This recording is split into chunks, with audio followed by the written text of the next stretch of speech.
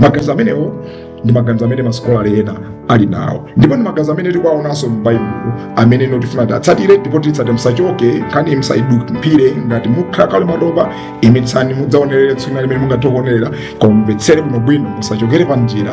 So ganizo limenelo ndimene tilitsatire kuti tione kuti ndiloona motani. Ife kuyankha kwathu pano pa bwalo la Bereya tikunoti ayi, mmene tikusakatulira ndi kuyang'ana tikupeza kuti lamulo limene magwira moni nonse konse kumene muli. Ndifuna ndikulandireni mokondera kwambiri mwasangala pano pa the Bereya Nkona, bwalo lanu pamene timakhala tikuzokota, kukambirana, kucheza, kufufuza, kuungusanso komanso kufunsanso mafunso pa nkhani zimene zimaoneka za obvious zodziwika kwambiri koma mmene tisamazimvetsetsa, makamaka zokhudza Baibulo.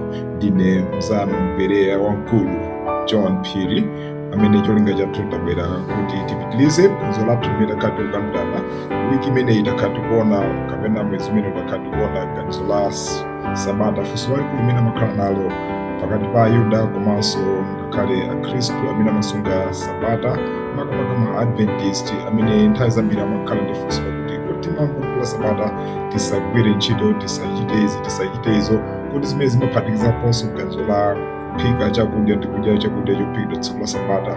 Ndiye takhati kuyang'ana mbali zambiri zosiyanasiyana, tapereka background, taona matext amene anthu amagwiritsa ntchito, taona mbali zina zimene zimaoneka kuti sizikumveka ndipo tayesa kuziwalitsa kuti tiyambe kuzimvetsetsa.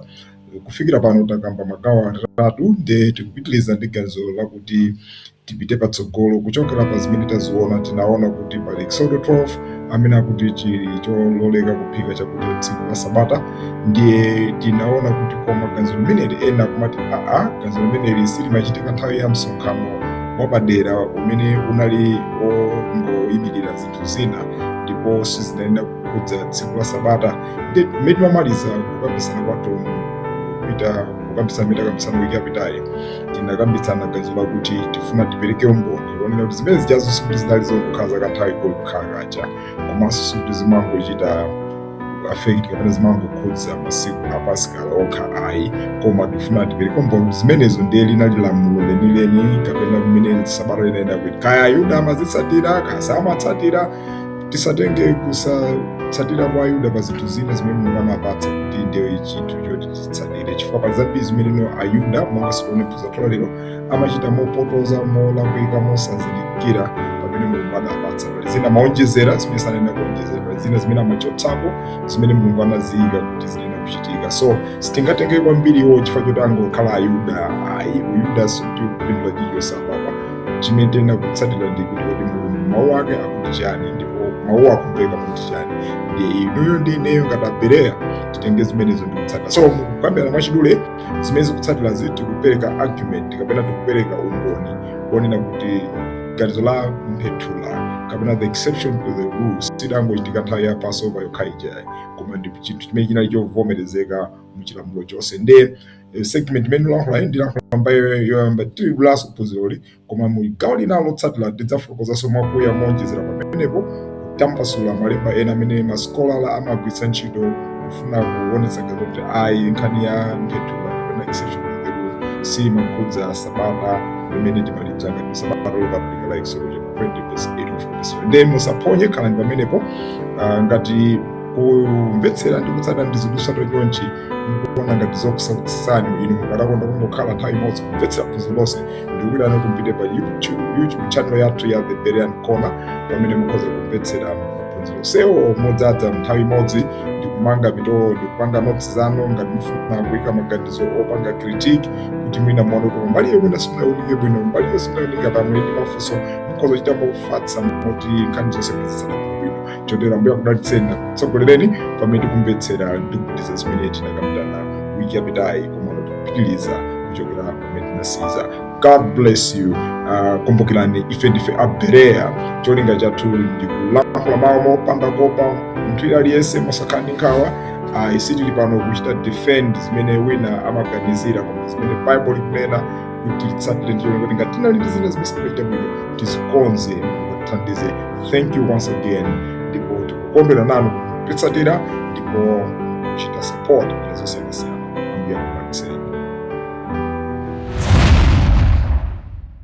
exception to the rule or a reflection of the law itself. If we think it's exception, it's not an exception to the law, but it's the law. Tikuti mwina ngati siti kutsatana bwinobwino kodi izizi idangokhala lamulo la Mphathula pa nthawi yokhayo kapena ndiye linali lamulo lokhudza tsiku la Sabata, lamulo la Eksodo 20 jetikulankhula lija linalinso ndi maclose kufotokozera ndi kulankhulira kotere kuti no musagwire ntchito liyonse koma chakudya amavomera anthu kudakhoza kumachita munjira inake. Is that a reflection of the rule itself? Ndimene kulanthauza ndiye kuti yakhristu imene tifuna tipite kwa mwini wake Yesu amene no iyeyo ndiye mwini wa zonse za zimene tikulankhula panopa, ndipo ife sitingachite chilichonse popanda iyeyo. Anzathu amene amapanga ma experiment kapena amapanga zinthu zofufuzazi ku laboratory kapena kuti akamapanga zinthu zawo amapanga chinthu china chimene amanena kuti control experiment. Ndiyo amakhala ndi experiment ayika zinthu zawo amati ife tifuna tipeze kuti kodi izi nzolondola. Ndipo funa kuti atsate zimene zamayika china chake chimene amati tikapanga ichi chikakhala ichi ncholondola ndi amati control experiment. Ndiye ifeyo tifuna kuti titenge Yesu ndi control experiment yathu amene no iyeyo popeza ndi Mulungu.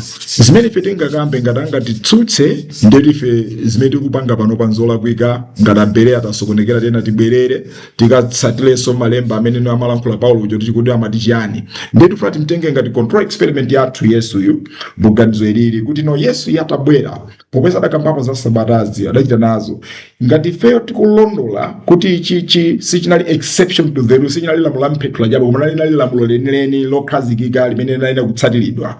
Ndiye kuti tikakumana naye iye achita mosemphana. Tikakhala tikulondola tiona kuti zimene titapangazi zigwiza ndi zimene yakuchita. Tiye titenge chitsanzo cha Mateyo 12 ubwino wake Yesu adakumana nkhani zimezi. So tikubwera pa Mateyo 12 kugwisa ntchito buku loyera the Catholic edition ndalikonda chifukwa cha clarity yake kumveka bwino kwambiri akuti tsiku lake Yesu anthu adambwerera Afarisi alembi amamfunsa kuti iwe akuphunzirako nchifukwa chani akuthyola ngale tsiku la Sabata choncho akuphwanya lamulo la Mulungu. Ndiye Yesu powayankha kuti akuti simunawerengenso m'malembo kuti mnyumba ya Mulungu pa tsiku la Sabata ansembe amaphwanya lamulo lokhudza tsiku la Sabata komabe sawayesa olakwa. Ndipotu ndikunenetsa kuti pali wina pano woposa nyumba ya Mulungu. So Yesu amafunsa funso limenelo iyeyo sakuvomereza kuti akuphunzira kakulakwa yaya. Chimene mmalo mwake Yesu akunena kuti kodi inu simukudziwa kukumbutsanso kuti si aokha ziliponso mbuyo ma presidents amene anthu anachita zinthu zooneka kuti zophwanya chilamulo komano siolakwa yaya pamaso pa Mulungu. Ndipo inunso mudziwa kuti lero mmene mukulankhulana nafe mukulankhula ndi munthu oposa nyumba imene mayilemekezayo muchitaka Mulungu yo ali panopo. Ndiye kalakhala kuti pali cholakwika nkadakuwuzani ndineyo ndiye ndikukumbutseni. So tayamba ndi position imeneyo imene Yesu anthu atachita chinthu la Sabata chokhudza ndi chakudya iyeyo sakuona kuti ndi cholakwika and chinthu chakuchipanga osati nthawi ya Pasika uja timapanga uja akuchipanga nthawi ina yawamba oti palibe chifukwa chodakhoza kupanga ngati panali cholakwika kupanga chinthu pa tsiku la Sabata chokhudzana ndi chakudya ngati sidakumane ndi nthawi ya Pasika ndilo adala kwa kwambiri chifukwa zimene amapangazi amapanga nthawi imene kunalibe Pasika mwambo wa Pasika wa yeast wamkati wopanda chotupitsa anachipanga tsiku la wamba lililonse la Sabata. So it was wrong koma Yesu akuti simunawerenge zimene zozo. Okay, so pa Yohane chapter 13 akuti inu mumanditcha ine mphunzitsi ndi mbuye ndipo mumakhoza mukamatero pakuti ichi ndi chimene ndili. Tsopano ngati ine mbuye wanu ndi mphunzitsi wanu ndasambitsa mapazi anu inunso muyenera kusambatsana mapazi anu. Ine ndakupatsa chitsanzo kuti muzichita monga ine ndachita. Okay, ndachitira zoonadi ine ndikukuwuzani kuti wantchito saposa mbuye wake kapena wotumidwa kuposa amene wamtumayo.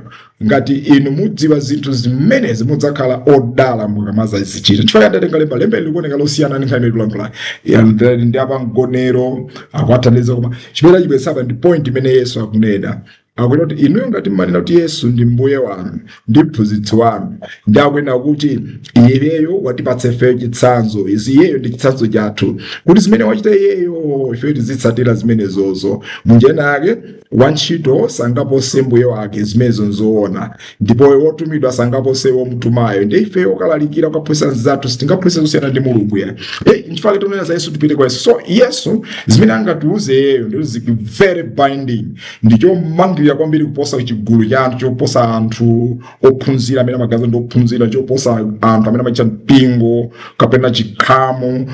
Kuchuluka kwa anthu sikumapanga choonadi kukhala choonadi, chifukwa mukhoza chulukana wa mtu asata cholakwika chimeneno ngati abereya makano kuti Paulo Efeso ngofuna kutsata chigulu ngati anthu kwa Efeso ifo otenge ngati Efeso yayi. Komanso sifa mmano, sifa pride ngati aku Tesalonika, tifuna tiphunzire ndi tiphunzitseni. So ngati tifuna tiphunzire tiyang'ana kwa Yesu tiphunzitse. So tamuoneni Yesu mene akuyankhira nkhani imeneyi ndakuti pa Mateyu 12 verse 1 lekeza verse 8 akuti pa tsiku lina la Sabata Yesu ankadutsa m'minda ya tirigu, ophunzira ake anali ndi njala ndipo anayamba kuthyola mngale za tirigu nkumadya. Pamene Afarisi adaona zimene adawuza Yesu kuti taona na ophunziranu akuchita zimene siziloledwa pa tsiku la Sabata.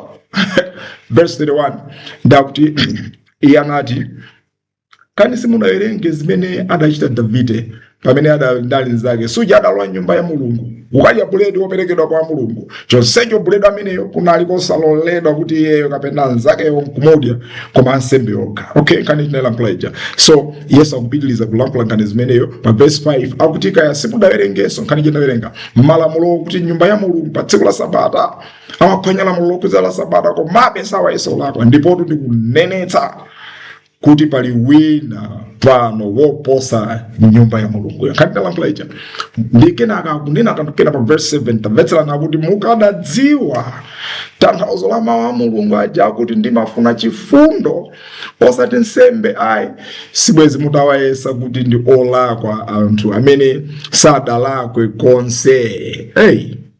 Sindikuzanga ndikutsatira sibwezi akuti ngati mukadadziwa tanthauzo la mawu aja kuti ndimafuna chifundo osati nsembe ayi, sibwezi mutawatenga kuti ndi olakwa anthu amene sadalakwe konse ayi.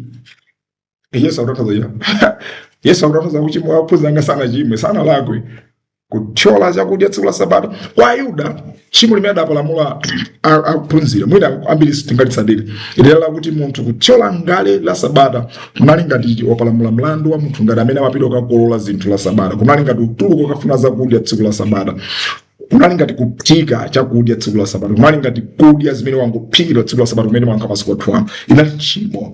So Yesu akuti zimenezo si chimo kuyankha kwake akuphunzira sana chimwe. If anything pakati pa inuyo nine amene akadadziwa kwambiri ndani ndi achifukwa kuti pali wamkulu woposa kachisi kandi ma theologians mungabe kuchite compare ndine simtengera vote kandi ino aneneri uneneri wanonso ungapose ineyo ya inu ndi apostoli wanonso ungafike pa ineyo simungafike sikudziyerekeza nkomwe lamulolo ndapereka ndine. So what's kumasulira ndizoleka palamulo ndineyo osati zimene mukupanga inuyo. So ndakuti paja mwana wa munthu ali ndi ulamuliro wonse pa zokhudza tsiku la Sabata. Ndakuonjezera Yesu kuti no mwana wa Mulungu iyeyo ali ndi ulamuliro pa zonse zokhudza Sabata. So munjirata kuti ineyo ngati ulamuliro ngadadziwa Amalakwitsa ameneyo. So ngandavomera inde ndikudziwa chimene chikuchitika. Mateyu 12 verse 3 verse 8 akuti Afarisi akuti akuputse tipanga summarize tupanga summarize. Okay, let's check. Okay, akuti Afarisi akuti akuphunzira Yesu achimwa akuphwanya Sabata chifukwa akukonza ndi kudya chakudya chokonzedwa tsiku la Sabata zimene zikutsutsana ndi lamulo la Sabata kulingana na pito kakolola kulingana chicho simene mungatopanga exaggerate pangani interpretation yawo. Yesu akuti akuphunzira ake sana chimwe podya zinthu za tsiku la Sabata, sada chimwe pothyola ngale tsiku la Sabata gamuzifaniza ndi kuphika sada chimwe.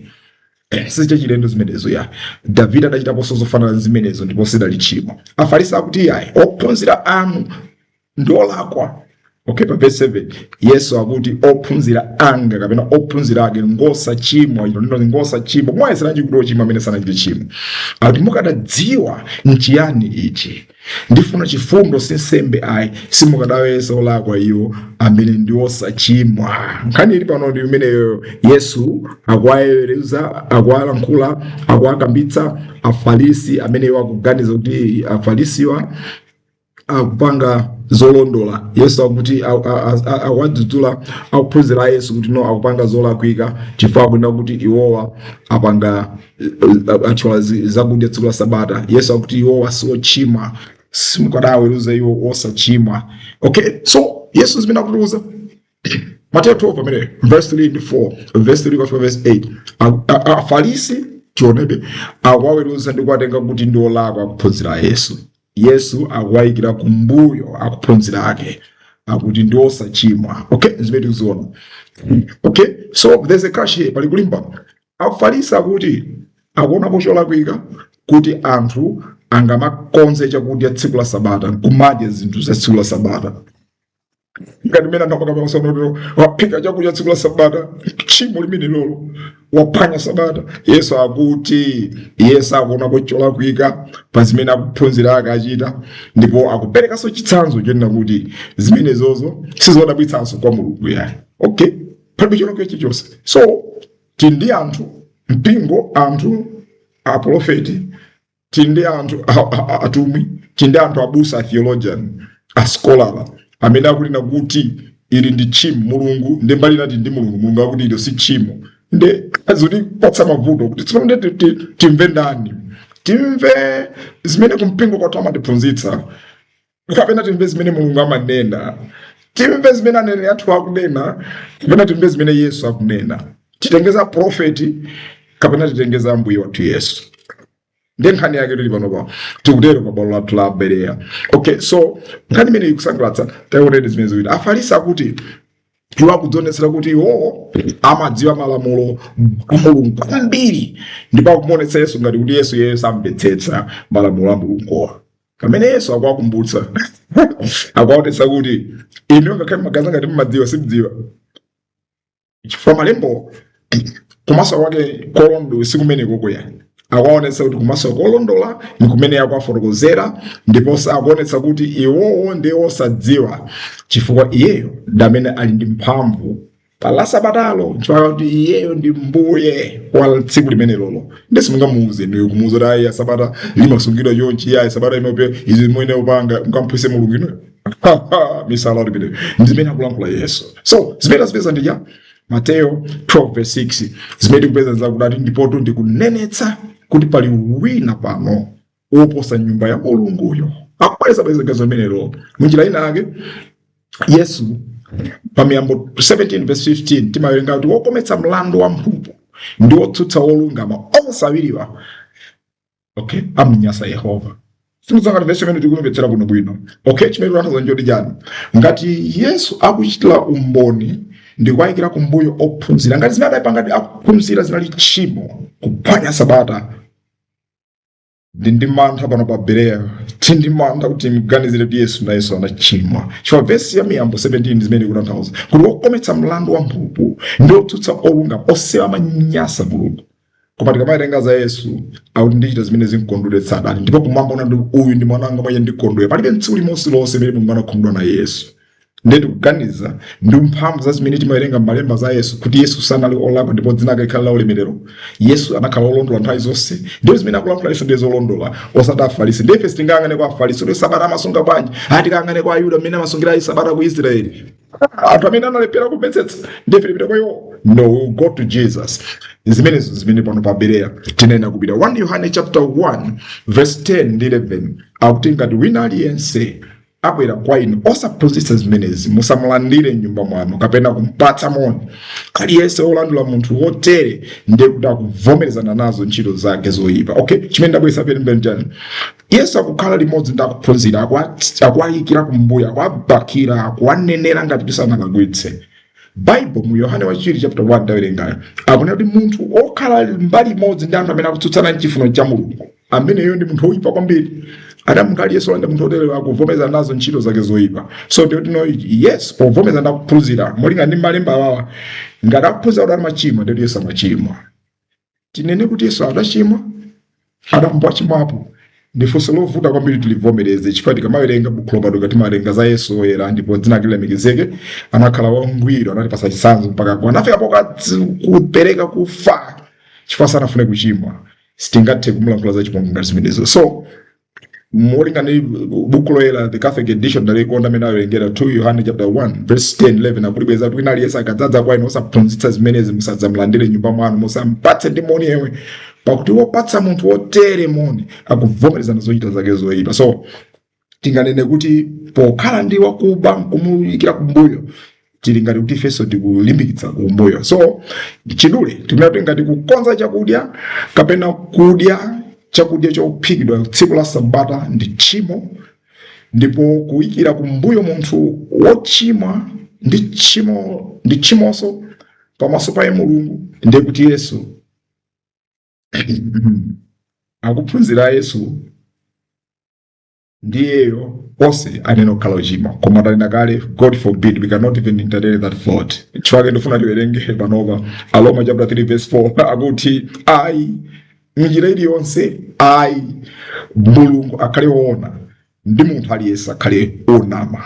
So on this one, it's not an issue of a theologian. Sinkhani akuti my theologian, no. Nkhani akuti Yesu akuti chani. Sinkhani akuti no, ifeyo chimaganiza chonchi. Sinkhani amene maganizira nkhani imene Yesu amaganizira. So kuli bwino tonse tikhale onama. Arabi achiisraeli akhale onama. Akulu achilamulo akhale onama. Matheologians athu akhale onama. Maskola athu akhale onama. Koma Yesu akhale olondola. Chifukwa iye ndamadalenga sitingamphunzitse. Iye anena kuti phunzitsa leno khala pasi ngati Bereya kumvetsera tuze. Sitingakhale ngati amitima yokula akotasolo kuti ife tifuna tizitsatira izizi.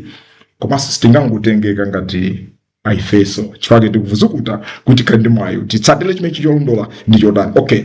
Yesu Baibulo limankambira zonena kuti pa 1 Peter 2 verse 22 amati iye sadachitepo tchimo lililonse ndipo sadanenepo bodza lililonse. So zimene onena sizonama ziona sadanenepo sanganame sangatichimitse zosatheka.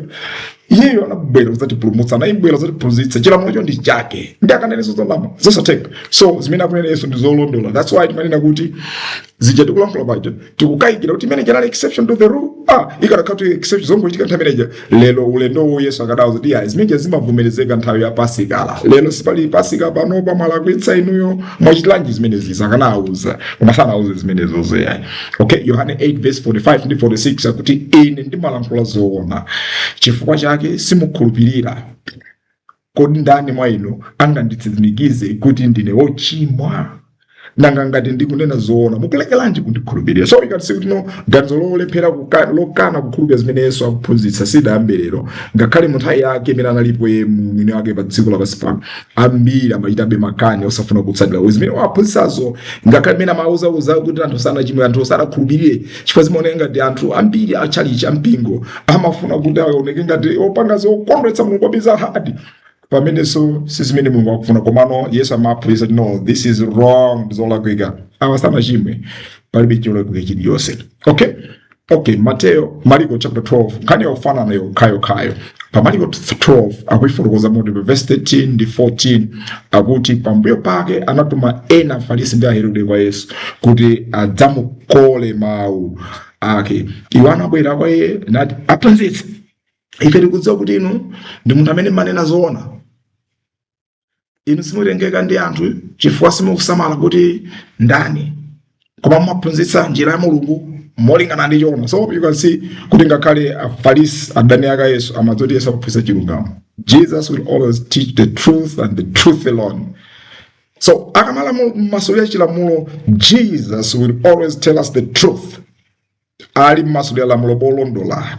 Si Arabi amene timadziwa kulibe kuti awandati awa ndi ma specialist of the Jewish law. Kulibe specialist amene akozopoza Yesu. Kulibe zoti awa anatsirika in the Old Testament. You are not a specialist of the Old Testament. You can never be smarter than Jesus. Sizingatheka. Jesus will always be above. Yesu ndo mkulu ndo pambana ndipo dzina lake lilemekezeke yeye. anatiphunzitsa amanena chilungamo. So Ayuda akuti inu timakudziwani manena chilungamo kwa basi simunena zonama yayi. So zimene akunena zinthu zodalisa ati simutengeka ndi anthu ayi. Chifukwa chani akuti simusamala kuti ni munthu ndi ndani iso ayi sayang'ana gulu. Chimene chocho chakuti sasamala kuti ndi ndani zikutanthauza kuti aphunzitsa kachaka kuti akapanga mistake akanadzo to right in their face Amalakwitsa mwapanga mistake zimenezozo simukapanga zimenezozo ya anadzudzula sanadzudzule anayikira kumbuyo zikutanthauza kuti sanachite cholakwikadi. Mumaphunzitsa njira ya Mulungu molingana ndi choonadi. Yesu amaphunzitsa molingana ndi truth. Zimene akunena zokhudza za Sabata it is truth. La Sabata kukonza chakudya, kuthyola ngale, kuphika chakudya si chimo. Chifukwa Mulungu akatapeka kata exception ali ndi precedent Eksodo chapter 12 verse 14 to 16 musagwira ntchito iliyonse koma kupatula chakudya chokha mukhoza kuphika. Akatapeka zimenezo ndi mwene wake opereka lamulo. So it wasn't an exception of the rule just on that instant. Sinali exception, sinali lamulo lachikhetho pa nthawi yokhayo. Likadakhala lamulo lachikhetho pa nthawi yokhayo pakadachita treat munjira. So attitude ya Yesu tikuiona kuti ikutipatsa maganizo akuti kuphika chakudya tsiku la Sabata ndi kudya chophikira tsiku la Sabata si chimo. Inde nanena koma atimeja amene kuthyola ngale ngati kunali kuphika koma lamulo limene adaphwanya kuphunzira aja masomo a Ayuda nchimodzimodzi kuphika.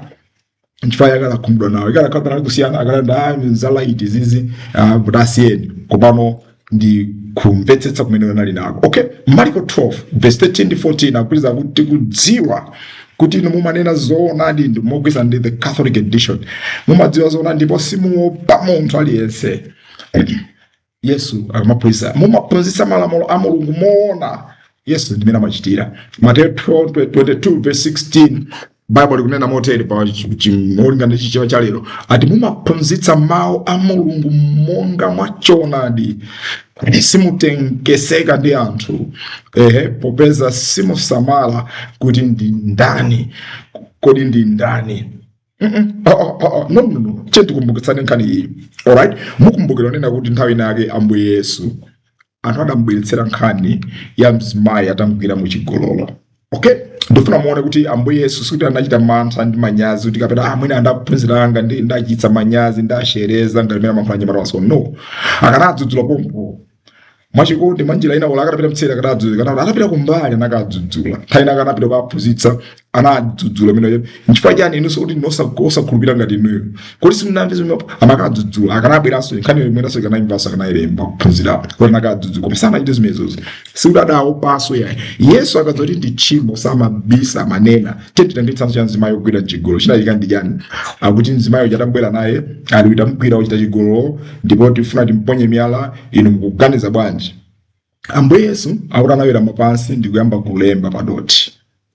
Yohane chapter 8 verse 6 kufika verse 8. Yohane chapter 8 verse 6 kufika verse 8 molingana ndi chichewa cha lero akuti koma Yesu anawera mapansi ndi kuyamba kulemba padoti ndi chala chake. Pamene iwo anapitirira kumufunsa iye anawera muka ndipo anawuza kuti tamvetsera tsopano zimene anawuza ngati wina wa inu alipo popanda tchimo ayambe iyeyo kumugenda ndi miyala mzimayi. Look at that. Yesu akuti sawatsutsa kuti munthu yasana chimwe nimuyesera njose chima munthu wochima muyesera munthu wochima munthu osachima ndaziyola mfanda kuphunzira ayi wachita chigololo andizali ndizoonadi wachimwa. Yesu amene ndi chimo. Yesu adangwauza kuti amene mgende ndi miyala ndipo anavomezana amene ndofuna aphedwe mpheni komano ndingokupemphani kuti amene ayambe kumupha ameneyo akhala kuti Yesu amachimweponso pamene palakhala ngati pavutira tsopano chifukwa kuti azitengera lamulo m'manja mwawo Mulungu iye adangwaletsa kuti asatenge komano munthu ayenera kuphedwa adi uchita cholakwika. It's wrong. Yesu anaze waphwanya lamulo you cannot do that. Waphwanya lamulo chifukwa chani? So anayenera kuti amugende miyala amuphe.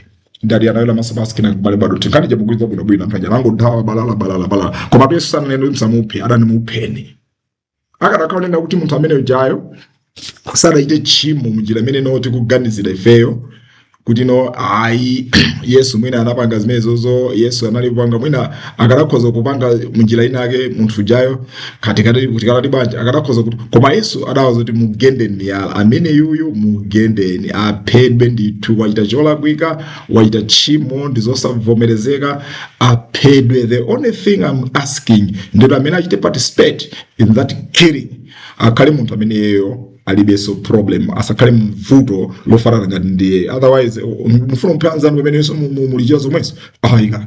So Yesu akuonetsa kuti iyeyo sayikira anthu kumbuyo. Ndefundo pamene ndikulankhula panopa zoti wina amuyikire kumbuyo kuti ayi awawa motere ayi, Yesu sachita zimene zozo. Yesu ndi Yesu basi, amanena zimene zizolondola. Ndati pa tsiku lina Mateyu chapter 12 verse 1 to verse 8 nawerenga kale nkhani imeneyo, akuphunzira anali mungale tisavutitsenso imeneyo, mchinawerenga kale pesa nawerenga ndimo ndifuna muyerekeze ndi mmene wachita nkhani yake ndi Yohane chapter 8 ndi zimayuja ndi mmene akuchitira ndiyawo ndiwachitamba kale akuti akwazo tayayi kuti inu simunawerenge malembo, Yesu munapange bwanji kuwayikira kumbuyo. Akuwayikira kumbuyo chifukwa chani?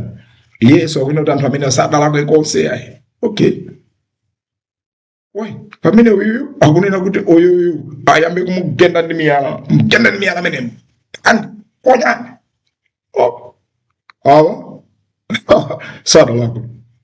Sadalakwe. Chakudya la Sabata. Amakoza yote amadi ya tsiku la Sabata. Atiwangale tsiku la Sabata. Uyu mponye ni miyala. Wapanya Lamulo, oseo wapanya Lamulo. Look at the ndifuna muone pano pabalo ndifuna tize. But if you listen, we just want to bring everything to the open.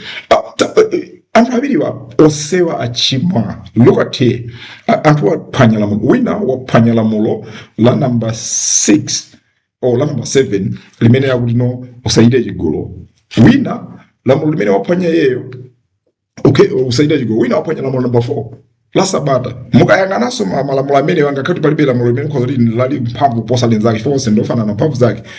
Koma nomukhoza kuganiza nena kuti mukamanena kuti malamulo 4 oyambira amati ndi malamulo amene ni wakati pa iweyo ndi Mulungu.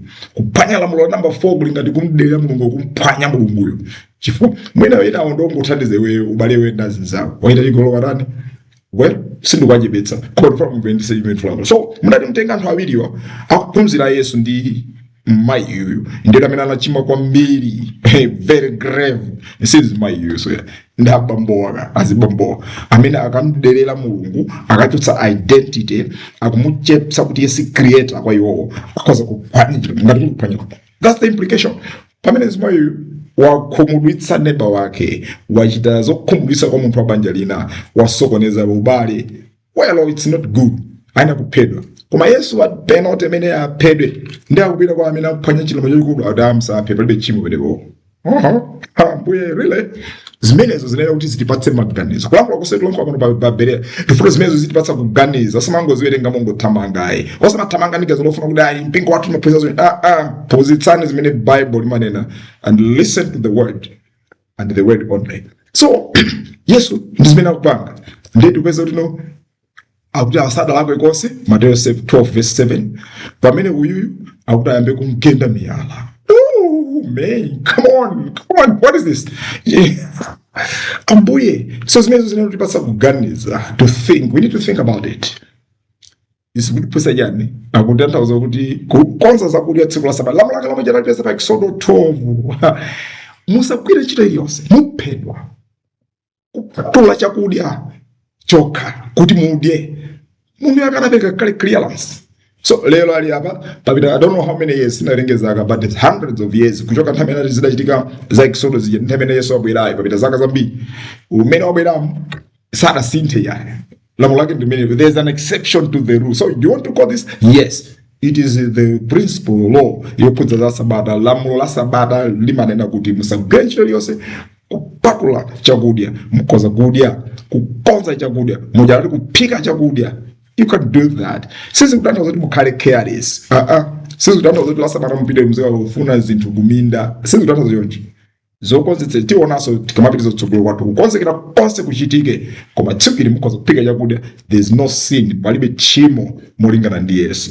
amene akula ndi Yesu. Ife tikungobweza zimene wanena Yesu pano pa bwalo la mbere. Tikutero kucheza kwathu ambuye akudalitse chifukwa makamba kutsatira ndipo muli ndi chidwi ndikukhulupirira kuti mutithandizanso kuwunikira mbali zina zimene mwina tazithamanga zimene zinafuna kuti ziwunike mofudeka bwinobwino. Koma ndifuna mubwere nane pa Yobu 21:22 akuti kudalipo wina wodangaphunzitse Mulungu nzeru poti iyeyo amaweruza ngakhale anthu apamwamba. Is there anyone who can teach God wisdom? Alipo wina, is there any theologian who can teach Jesus, who can teach God theology? I mean, ndani dziko lapansi is so smart, waphunzira kwambiri yeye, akaphunzira kwambiri Hebrew, akaphunzira kwambiri Greek, akaphunzira amene akhoza kubwera ndi kumphunzitsa Mulungu theology about the Sabbath. Really? There's nobody. Kulibe prophet, kulibe apostoli, kulibe ashehe, kulibe mbusa, kulibe scholar. Not even pano pa Berea. In fact, if you pano Berea, mangofuna timbetse kuti kwakuti chani. Bora tiverenge zimene zikugwizana. Kuti zimuna impaba ndizi zitsana zikugwizana bwanji. That's what it means. To safe tinaenda kungoti timbetsere zimene Mulungu akunena. Osati maganizo athu zimene ife tikufuna, gulu lathu tikufuna. No, it's about what God wants. Yesu akuti anthu kukonza chakudya tsiku la Sabata si tchimo. Kudya zimene akonza tsiku la Sabata si tchimo. There's an exception to the rule. Musagwira ntchito yonse koma chakudya mukhoza kuphika. Ndiyeyo alipo anthu ena ake nthawi ina akadayesera kuti amukonze nzeru Mulungu. Mudaona zotsatira zake. Munthu ina ake tinakamati uza. Mukadzawerenga Nkhani ya 2 Samuel chapter 6 verse 1 like verse 6. Chigaleta chikuyenda chatenga likasa cha Mulungu chikupita. Ng'ombe zaenda kwina konseko zokha. Akudauza adafuna chigwire. Nkhani ambiri tikwidza kuti akombe ati mphezi nang'amba. Kapena Mulungu anamupha. Something killed him. We don't know sinali mbezi koma anafa. Amafuna kumpanga correct Mulungu. Yobu akufunsa kuti the asker book la Yobu akufunsa kwa alipo wina ngamphunzitse Mulungu nzeru. Can you teach God? We can't. So Afarisi afuna kumphunzitsa Mulungu kuti ya Amalakwitsa kuphunzira really Afarisi olomakala kuti ife makola tana tinatenga kwa Mose nalenga inde mukozo kulandula zinthu kuchokera kwa Mose mukozo landa traditions whatever mukozo kamda bada nyumba ya Mose Mmene kubada nyumba ya Mose kubada mu mpingo kukazikika kwambiri ndizi sisi tandazo kuti mumazimvetsetsa sisi tandazo kuti mukulondola sisi tandazo kuti mukozo kuposa Mulungu kuganiza. So tikuona kuti Ayuda awawa ngakhala ali ndi zinthu zimene zizi malamulo chana dakhala nazo kwa nthawi itali samazimvetsetsa. They had poor understanding and interpretation yao was wrong. So zimene tikufuna kwambiri masiku ano ndi interpretation. Ambiri afuna anthu atsatire interpretation yao komano kuiwala kuti Mulungu ali ndi interpretation yake. The best chofunikira imene tingatsate pano pa bwalo la Berea ngati Bereans is to say, Lord, teach us your will. Teach us. Chipuso jam. Tiphunzitse timasulire ndetsatire kumasulira kumene koko chifande kuli kolondwa ndikodalirika. Wina sanada yesero panga zimene zanali Yosefe, you know, adafuna kumpanga correct Mulungu. Mulungu singampange correct. You can never be smarter than God. We can't. Okay.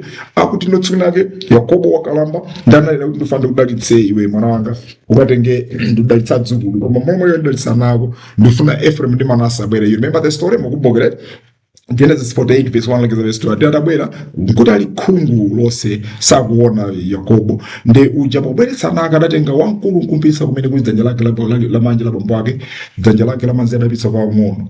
Ndi maganizo a Ayuda munthu amene akugwira ndi dzanja la manja umakhala kuti iwe walandira you are favored wadalitsika akukondera uli ndi madalitso. Dzanja la manja limatengedwa ngati lopanda madalitso tingoneyo maganizidwe awo. And so uja adabwera molomoti apange chonchi manja Yakobo adasemphanitsa adatenga dzanja lake nkupitsa kwa la manja nkupitsa kwa ng'ono la mazeri nkupitsa kwa ndi Yosefe dadi Amalakwitsa chonde wang'ono ndu yaluku wejerazi ndisiye chifukwa ngakhala nali blind Mulungu sakhala blind amaona adamtsogolera. So you can never correct God. God knows what he's doing. So many years ago nakuda Afarisi ene ndaona kuphunzira ndikudziwaso lero la Sabata ndikudziwaso si Pasika komano sana itejo lakwika amadziwa chimene akutanthauza kumene koko ndi pena kukiti mene naija amene ndamene kutiphunzitsa kani la sabata eti. So ndi kuti taona window yakuti Eksodo akuza kuti anali lankhula momveka bwino zimene zikutipatsa maganizo anena kuti ngati zizi zimene akuzilankhula patapita zaka zambiri iso Yesu atabwera mwina zimene zinde zinali lamulo limene mwini wake Mulungu mmene amapereka lamulo la sabata amayembekezera zimenezo kaya Ayuda amazitsatira kaya samazitsatira ndi kuti ilo ndi vuto lawo komano Mulungu adapereka zimenezi. Chifukwa izi natumene kuti Ayuda amapanga bwanji well practice yawo singati tanthauzo kuti ndiyolonda pokapoka ngati check ndi mawu amene Yesu anena Mulungu anena akanena zagwirizana tina da Ayuda namasamulo. Otherwise Yesu adabwera kuno moyo wake wonse adalimbana ndi Ayuda masulira lamulo molakwika lamulo limodzi adalipatsa malamulo 639 kapena posa pamene popo chifukwa kuti anayika zambiri mbiri zangu. So sitingatenge kwa Ayuda ngati modelo yathu yangana mwayangane ku Israel amapanga bwanji we cannot look to that, we need to look at Jesus. Yesu akuti yani mawu wake chifukwa zambiri zinadabwera amatsala na Ayuda akakosa amaita zolondola akadawo muchita bwino but many of his sermons kunali kuona kuti akulakwitsa kwadzudzula. So sitingatenge cholakwika kale ndikuchiwo. So tunena kuti palibe angampange correct Mulungu. Yesaya 45 verse 9 kulekeza verse 12 akuti tsoka kwawo kangana ndi mlengi wake ngakhale kuti ali ngati phale chabe pakati pa mapale anzake. Kodi dongo lingafunse munthu wowumba kuti kodi ukumba yani? Kodi ntchito yako inganene kuti ulibe luso? Tsoka kwa ufunsa abambo wake kuti kodi munabereka yani? Kapena amayi ake kuti kodi mufuna kubereka yani? Zimene Yesaya kunena. Isaiah 45 verse 11 to 12 akuti Yehova oyerayo wa Israeli ndiponso mlengi wake akunena kodi iwe ukundifunsa za ana anga kapena kundilamula pa zokhudza ntchito zanga? Kodi iwe really ukandilamule zochita pa ntchito yanga? So Mulungu andamene analenga la sabata ndi mwini wake akuti la sabata musagwire ntchito iliyonse koma kuphika pokha mukhoza kuphika muzidya awawa adiola ngala ndi muzoti iwe mukulakwitsa asamapange zimenezo really ondakati ndinu mpingo mwachuluka mphamvu ulamuli yochuluka na mabiliyoni anthu pa dziko lonse lapansi zoona mungamupangire Mulungu pa ntchito yake kuti uzipanga chonchi la sabata lizikhala chonchi mwini wake adaphunzitsa zimene adaphunzitsazo zimenezo ndizo zolondola. Ngati tingakhala abale anzeru tinayenda kupita kutsatira zimenezo osalimbana naye ngati Atesalonika. Ndi zimene ndikulankhula kwa Baibulo yathu. Verse 12 akuti ndipo ndine amene ndinapanga dziko lapansi ndikulenga munthu kuti akhaleko. Ine ndi manja anga ndinayika thambo ndimalamulira zolengedwa zonse zamlengalenga. So God says ine ndalenga zonsezi. Ngati pali nkhani ine ndidziwa. So Matthew 12 verse 6 once again Yesu akuti pajatu mwana wa munthu akamaneza mwana wa munthu anene yeyo mwana wa munthu ali ndi ulamuliro wonse pa zokhudza tsiku la sabata. He has the authority. He has the right to decide what needs to be done on the Sabbath and not what needs to be done. He decided in his wisdom to give an exception to the rule. Kuti la sabata musagwira ntchito iliyonse koma kupatula chakudya. Who are you? Who are we? To say, no, ambuye mnalakwitsa, mukanakhwimitsa pamene pajawo, munakhwefula pamene pajawo. Are you crazy? Moti tinganene kuti panopa Yesu amakhwefula lamulo amaphweketsa lamulo amakhwefula lamulo amapanga compromise God's law mmene alola kuphunzitsa panga zimenezo. Really? Was God compromising? Man, I'm giving an exception to this. Oh no. Ndikukhulupirira kuti tikatero tilakwitsa tibwere pa Machitidwe page 94 verse 19. Then would say weluza nokha ngati nkwabwino pamaso pa Mulungu kumvera inu kuposa Mulungu. Koma tikuganiza nena kuti chanzeru ndithu ndikumvera Mulungu. Chifukwa pa Marko 22 verse 29 Yesu adanena kuti inu mukulakwitsa chifukwa simukudziwa malemba kapena mphamvu ya Mulungu. Our serious mistake ndakuti timapanga assume kuti kudziwa nde we want to become God ourselves. Kuti zimene ife tanena ndizikhale zolondola yeti tasiya zimene walankhula m'mawu ake. Izi talankhula pa zimene tikuziona apa ndi zimene mwini wake akunena m'mawu ake. Sikuphwanyaso, sikutsitsa, sikukhwefula, sikuchipanga chawamba chimene Mulungu anachiyeretsa. It is not. Simungalipange sabata kukhala loyera kwambiri pakuyikamo zinthu zambiri zooneka ngati lovuta kukhalamo. komanso simungalidetse kupochita zimene mwini wake wavomera. Ngati mwini wake atanena kuti mukandiperekere sembe nikukapereka kwa nkhosa, nthawi ija mapha nkhosa sikuti mwalakwitsanso ya kukathandiza osauka amene wina wake odwala wagwa mchidzenje kumthandiza sikuti mulidetsanso ya chifukwa it's within zimene mwini wake adavomera. Timalidetsa pamene tachita zinthu zosemphana ndi zimene mwini wake adafuna.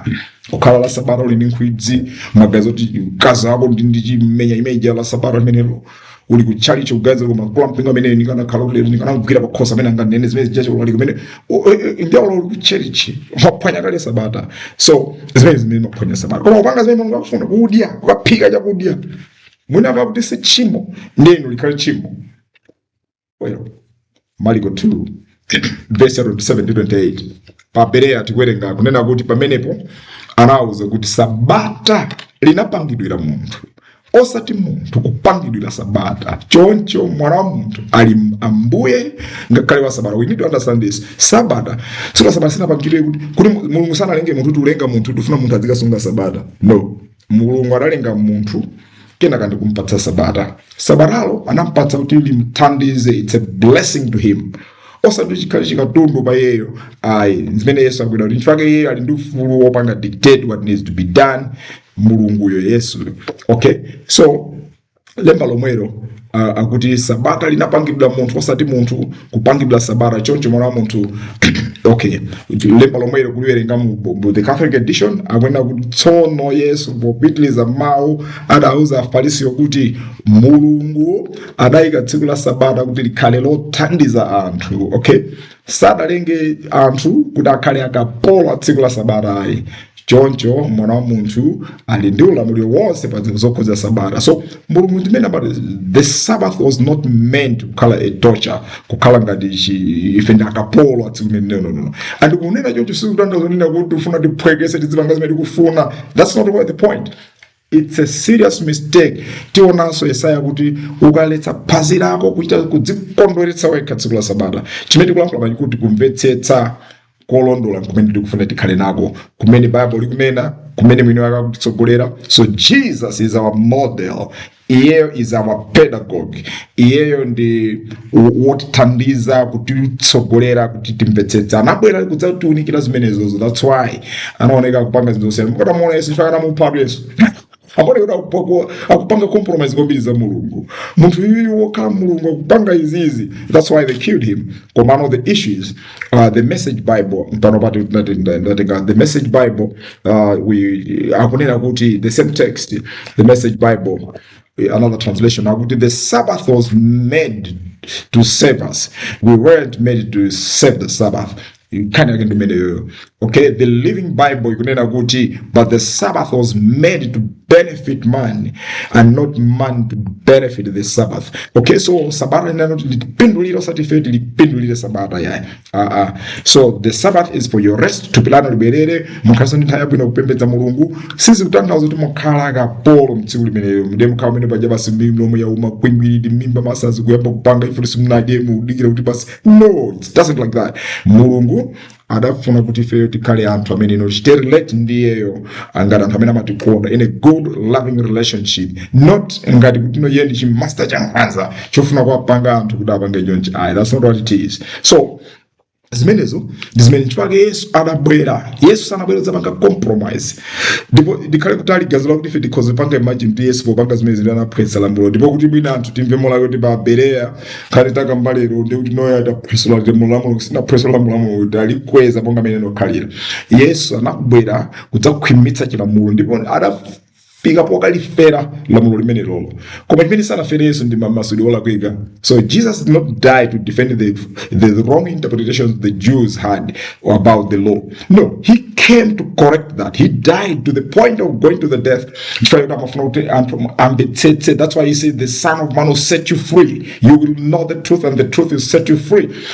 Amafuna ati masule ndanza ine anandidzoza to declare the year of Jubilee kwa anthu ake. Mungu anabwera kuti masula. So sana bwera kudzaphwekesa.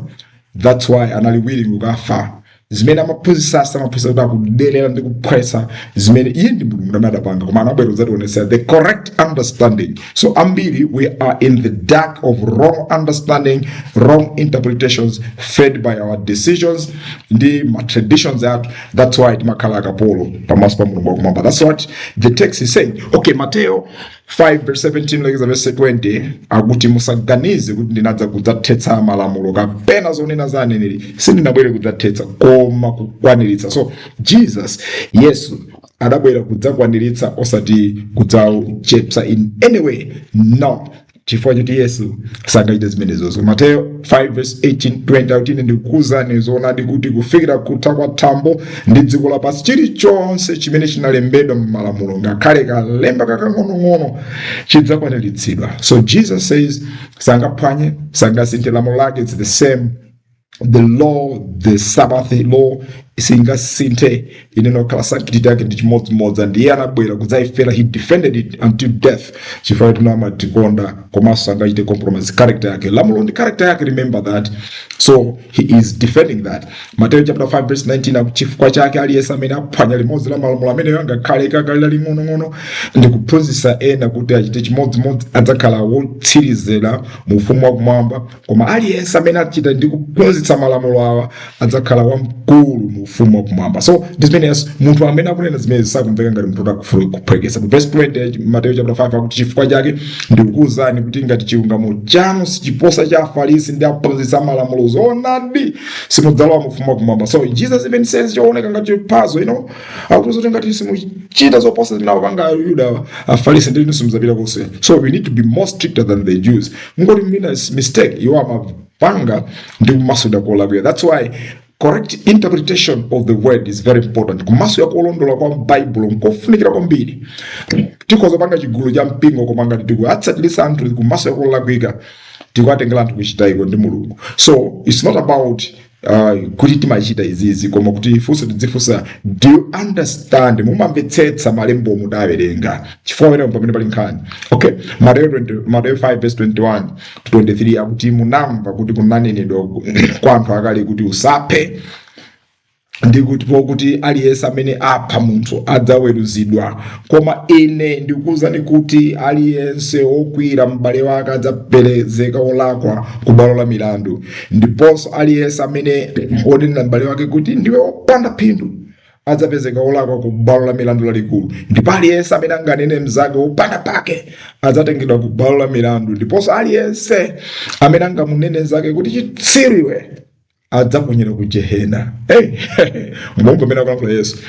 Does this seem like munthu ina akufuna kupanga compromise, a compromised fellow? Mena kwa Yesu akone ngati munthu yoti no basi ngokugwa yeyo ofuna kukhwefula za mulungu. Kulapa wanthu ndumene uwu. Popeza lamulo mati Ayuda ankakhalanza mbiri Yesu akuti kungoganiza chabe kwa chimo.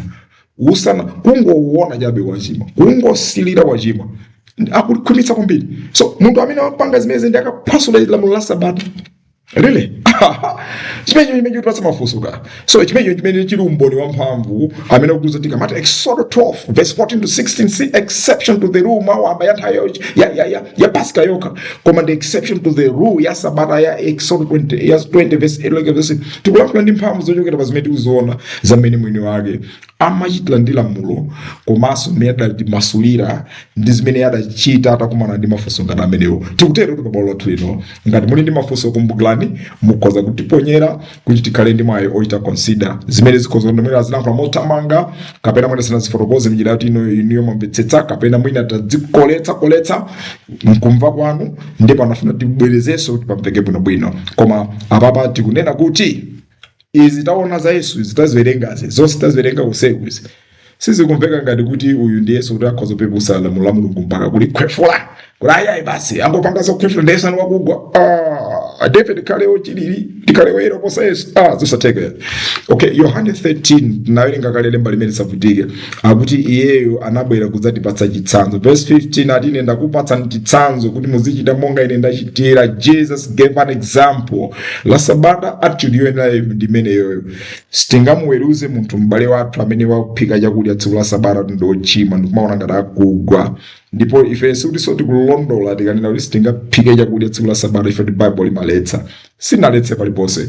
Mulungu amaletsa kugwira zinthu zowamba, koma chakudya munzeru zake muchikonzetso chake anachipatsa mwayi. Mu segment imene tili mu episode zikubwera kutsogolo musaphonye, tidzafotokoza mokhazikikapo kwambiri kufotokoza theology of food mukupembedza kwa Israeli, kuti chakudya chinali ndi malo anji mkupembedza. Nthawi imene tidzaone popanda kudya panalibe kukhululukidwa machimo kukachisi, chifukwa kupembedza konse kumpembedza Mulungu kunali centered around food. So chakudya chili ndi kufunikira kwake kumene tikumvetsetse, kumene nonse tingafunenso kusokoneza zimene Mulungu akuphunzitsa. Okay, Mateyo 12:7 akuti mukadadziwa tanthauzo la mawu a Mulungu aja akuti ndimafuna chifundo osati nsembe ayi, sibwezi mudaweruza kuti ndiolakwa anthu amene sadalakwe konse. Vuto lathu ambiri ndakulemba ili likakati malilenga ku Hosea 6 kuja sitimalimvetsetsadi zimenezo ndizoona zimene Ambuye Yesu Khristu akunena. Zimaoneka ngati kuti anthu ambiri amene timakamba pa za Mulungu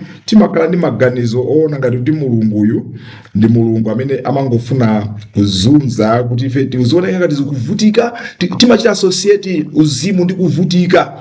Ndi tikamaona kuti kuvutika mwina kukhala ngati yamapanga Martin Luther kuti kudzikwapula kumagadziyendetsa choncho kumamva ngati kupsinjika ndi kumaona ngati ndi kuti Mulungu akumvera chisoni iweyo, ndi kuti Mulungu akulandira kupanga za uzimu. Ayi, si chonchoyi. Mulungu amafuna tikhale osangalala, amafuna tikhale monga mmene amafuna. Sizifuna kuti tidzivulaze mpaka kuti mumvetsetse, mukatamvetsetse zimene ndimafuna chifundo osati nsembe ayi, sibwezi mudaweruza. So it's not an issue of kumchitira zinthu Mulungu. If anything, amafuna ubwino wathu. Isindizolo masosolemba limene ngalonse bwanji. I don't know how we can put it, but it's not about sacrifices. It's not about offerings. It's about understanding righteousness, kumvetsetsa justice, love and kindness. And Mulungu safuna kupha, Mulungu amafuna kuika moyo. Ndesa angapange kuti anthu akhale pikipiri la Sabata, fatani la Sabata kuti akondwere. God would rather have you life. Mfakamati saving life is better for him. Mfakamati kuti nkwabu inochita chifundo adapanga zimenezo pakati pa Ayuda amene amaletsa zimenezozo. Fara nse Mulungu amafuna life. So principle imene yo ndimene kuonesa kuti Mulungu sangakhale mbali yathu pamene tinganene kuti kuphika chakuti tsiku la Sabata ayi ndithu tipanga argument imene ife tafuna, koma Mulungu sakhana afe argument imene molingana ndi izi tikuona apa. Yesu achita position himself ndakuphunzira ake amene akutchola ngale akudya tsiku la Sabata ali ndi mitima yangwiro osakhala ndi mitima yankhwidzi. Sikutanthauza kuti tipange mapate, by the way, choyena machita misunderstand zinthu zezi. Demo utanthauza kuti la Sabata tikhoza panga phwando, situpanga za phwando, situpanga za okwati pano. Wati ukamba za kuti munthu akudya as a necessity. Kudya chifukwa choti chakudya ndi mbali ya moyo wake, like kupuma kwanu kwa tsiku lonse. There's no sin in that. Koma ngati mufuna kupanga mapate just for pleasure, imene ndi nkhani ine zikambe tsiku lina kwa pakali panopa tukamba. So taphunzira chani ndi nkhani imene tifusane panopa. Tikuphunzira chani muzimene takamba zonse zija zambiri tapita mwambiri so basi. Okay, tikupeza nena kuti si zonse zimene amachita anthu mu nthawi ya kale zokhudza tsiku la Sabata zimene zinali zolondola pa nkhani yakasungirika ka Sabata. Paona kale Ayuda zimene akukamba ndi Yesu iwo amaona ngati amapanga zolondola. Yesu ndamene kutithandiza kuona kuti ayi sizonse. So sitingayangane kwa amene machakumatenga zitsanzo. Ayi tikamafuna we should use our critical mind tiziganiza nkumaona kuti amapanga bwanji, kuti zikugwiza na bwanji zimene Mulungu azikuya kuti. Otherwise tikangotenga kuti Ayuda amapanga chonchi, nthawi yawo amapanga chonchi, ndiye kuti tipanga tipeza tili mavuli famodi zambiri zolakwika zimene amapanga, zimene sitingafuna kukhala mbali, zimene ngakhale Yesu sanakhale mbali yawo. Okay, taphunzira zimenezo. China tanena kutaphunzira tikufika pano tikugogomeza pabwalo lino ndipo ngati abereya tapeza kuti ifeyo ngati ingafune kulondola kumasira kolondola kwa lamulo la Sabata sitingapite kwa anthu ena, tiyenda kupita kwa Yesu kuziphunzitso ndi machitidwe a Yesu Khristu mmene adachita pa nkhani ya Sabata ndi ziphunzitso zina zonse. Iyeyo ndi amene angatithandize kuti tidziwe chiphunzitso cholondola pa nkhani iliyonse imene tingafune. Okay, so mmene tikumaliza mbali imeneyi tikambe kuti cholinga cha Sabata nchiyani molingana ndi Yesu. Mateyo 12:1-8 mmene akulankhula nkhani ya Sabata ija tinawerenga kale. Yesu akuti cholinga cha Sabata sikupanga anthu kukhala ozunzika. Afarisi akuganiza kuti kubudula ngala ndi kudya pa tsiku la Sabata nchinthu cholakwika. Yesu akuti ayi si tchimo, ndipo akuwakumbutsanso kuti komanso akulula kuti si zachilendo kukonza zakudya pa tsiku la Sabata chifukwa ngakhale kuchisi zimachitika pa tsiku la sabata lilonse. Okay, afarisi Yesu akuwakumbutsanso afarisi kuti iyeyo ndioposa kachisi munjira nake, ndioposa afarisiwo, ndioposa akulu ampingo, ndioposa mabishopo, ndioposa ndani amene tingaganizirewo. Iyeyo chifukwa ndi mwini wake asabata, the mpelemende wa theology yese ndiyeyo, ndipo simukene kuphunzitsa theology yese yayi. So mwanjira ina pakati pa iwo amene timaona aprofeta aja, ashehe aja, abusa aja, abishop aja, pakati pa amene ajawo masikola timanali arabi aja, pakati pa iwo ajawo ndi Yesu amene angadziwe bwino kwambiri zoyenda kunthu kapena kusaina kuchitika tsiku la sabata. Siya ndi Yesu basi, iyeyo ndi amene angadziwe zolono. So tikamumva statement yake, we take it seriously. Pano pabwalo la Berea timampanga respect, we salute him, he is a glorious God and we worship him forever. Ndi mulungu amene amatikonda. Okay, nde tinasumita chiona chakuti Yesu akaonekera kuti cholinga cha tsiku la sabata sikuzunza anthu yayi, koma kuwatumikira. Sabata sidabwere kuzunza anthu, chifukwa Yesu akuti koma mukadadziwa akuweza kuti chimene ndikufuna ndi chifundo si nsembe ya simukadaweza ochimwa amene sali ochimwa. So zimene Yesu akuti fotokozera. Okay, cholinga cha sabata ndi chani? Munjira yake Yesu akuforokoza ndi kuonetsera chilemba cha chilamulo chimene Ayuda adachikakamira, komanso mzimu wa chilamulo, the spirit of the law, zimene yafuna kuti anthu adzimvetsetse. Okay, tikangana chilemba cha chilamulo chimalankhula zinthu zina zoti mukazimvetsera mwina zikhoza kutibalalitsa, but there's a spirit of the law ifake pamene pabwera exception to the rule. Okay, machitsanzo Leviticus 22 verse 10 kufika 16.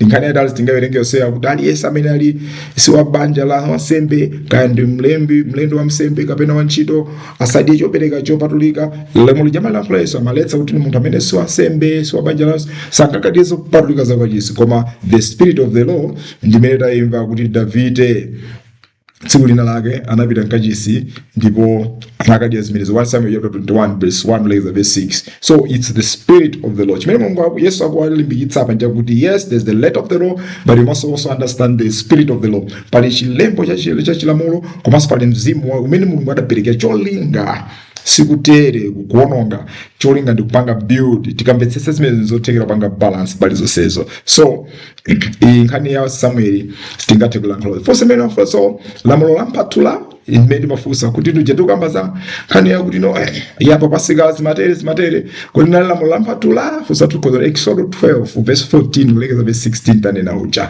kuti zimene zizi linali lamulo la Mphathula limene mangogwira ntchito nthawi ya mwambo wa pasika okha, kapena tinene kuti akutionetsa limene linali lamulo lokhudza kasungidwe ka sabata, tsiku la sabata. Sindikuti muyankha bwanji, koma pano pa Berea tifuna tikusiyana maganizo kuti muyankhe ganizo limenelo, koma ifeyo mmene tazikutira ndi kuyang'anira tikuganiza ngatonena kuti chimene chimationetsera mmene lamulo linali kukhalira la sabata, whether Ayuda wankachita amalimvetsetsa kapena sanalimvetsetse, monga taona kali malaza mbiri zimene sanazimvetsetse, kwa mwini wake adayika zimene zozo ndi cholinga chimene. So kodi limango kukhudza masiku anawo kupatula tsiku la sabata kapena limango limagwiraso ntchito pa tsiku la sabata la Eksodo 20.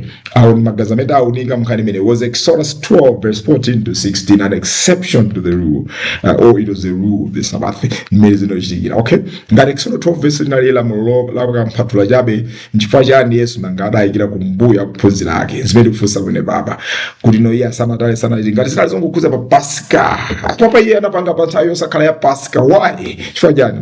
Okay, so Exodus was only applicable during the Passover ceremony. Why did Jesus not condemn his disciples when they were accused of breaking the Sabbath?